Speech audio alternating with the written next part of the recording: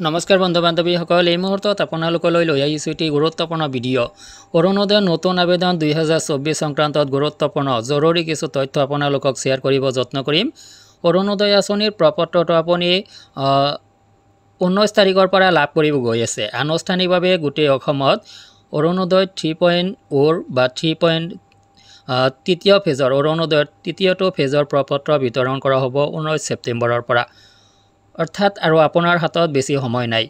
তো ইয়াৰ বাবে আপুনি অৰুণোদয়ৰ প্ৰপত্ৰটো সংগ্ৰহ কৰিব লাগিব।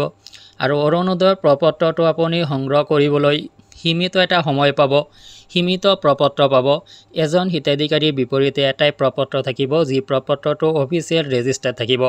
এনেই নহয় যে আপুনি সেই প্ৰপত্ৰখন জেৰক্স কৰি 1 কপি বনাই 100 জনক দিব। তো প্ৰপত্ৰটো আপোনাৰ এনেকুৱা থাকিব যে যিজন হিতাধিকাৰী হ'ব তেওঁকহে দিয়া হ'ব প্ৰপত্ৰটো।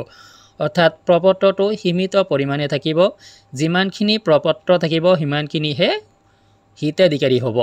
অৰ্থাৎ যদিও ইয়াতে কোৱা হৈছে যে এইবাৰ 12,60,000 নতুন হিতাধিকাৰী অন্তৰ্ভুক্ত হ'ব, গতিকে ডেফিনেটলি 12,60,000 প্ৰপত্ৰ বিতৰণ কৰা হ'ব। কিন্তু এয়া প্ৰপত্ৰটো সীমিত হ'ব। ইয়াৰ উপৰিও অৰুণোদয় আঁচনিৰ তিনকুলত হ'বলগীয়া বহু হিতাধিকাৰী থাকি যাব, যিসকলে প্ৰপত্ৰটো সংগ্ৰহ কৰিবলৈ যত্ন কৰিব। তো যাৰ কাৰণে আপুনি অৰুণোদয় আঁচনিৰ প্ৰপত্ৰটো সংগ্ৰহ কৰিবলৈ সোনকাল কৰিব লাগিব। এয়া সীমিত সময়ৰ বাবেহে প্ৰপত্ৰটো বিতৰণ কৰা হয়, দীৰ্ঘ সময়ৰ বাবে নহয়। আৰু এইবাৰ অৰুণোদয়ত এইসকলে লাভ কৰিব অগ্ৰাধিকাৰ। কোনসকলে অৰুণোদয় আঁচনিত এইবাৰ বিশেষ অগ্ৰাধিকাৰ লাভ কৰিব? সেইসকল লোক হ'ল যিসকলৰ পৰিয়ালত ৰেচন কাৰ্ড আছে। অৰ্থাৎ ৰেচন কাৰ্ড থকা প্ৰত্যেকটো পৰিয়ালেই অৰুণোদয় আঁচনি তিনকুলত হ'ব। এইটো নুবুজায় যে প্ৰত্যেকজন সদস্যই অৰুণোদয় আঁচনি তিনকুলত হ'ব। ৰেচন কাৰ্ড থকা আপোনাৰ পৰিয়ালত যদি 5জন সদস্য থাকে, 5জনেই অৰুণোদয় আঁচনি তিনকুলত নহয়। ইয়াৰ বাবে অৰুণোদয় আঁচনিৰ বাবে কিছু ক্ৰাইটেৰিয়া থাকে। সেই ক্ৰাইটেৰিয়াখিনি যিজন হিতাধিকাৰীয়ে ফুলফিল কৰিব পাৰিব, তেওঁহে ৰেচন কাৰ্ডৰ জৰিয়তে অৰুণোদয় আঁচনি তিনকুলত হ'ব পাৰিব। তো যিকেই নহওক বন্ধুসকল, যদি আপোনাৰ ৰেচন কাৰ্ড এখন আছে তেতিয়াহ'লে আপুনি বিশেষ অগ্ৰাধিকাৰ পাব।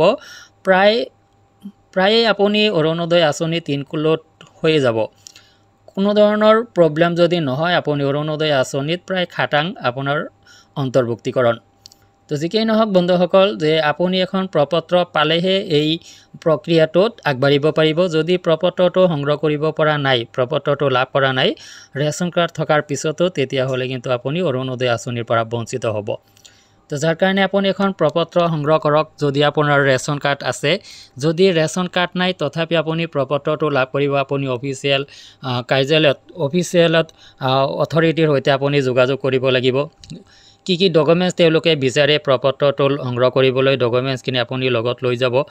সীমিত সময়ৰ ভিতৰত আপুনি প্ৰপত্ৰটো সংগ্ৰহ কৰিব লাগিব। তো বন্ধুসকল, ভিডিঅ'টো সংক্ৰান্তত যদি আপোনাৰ কিবা জানিব লগা আছে, ভিডিঅ' কমেণ্ট ছেকশ্যনত কমেণ্ট কৰিব। আজিলৈ এৰিছোঁ, ধন্যবাদ।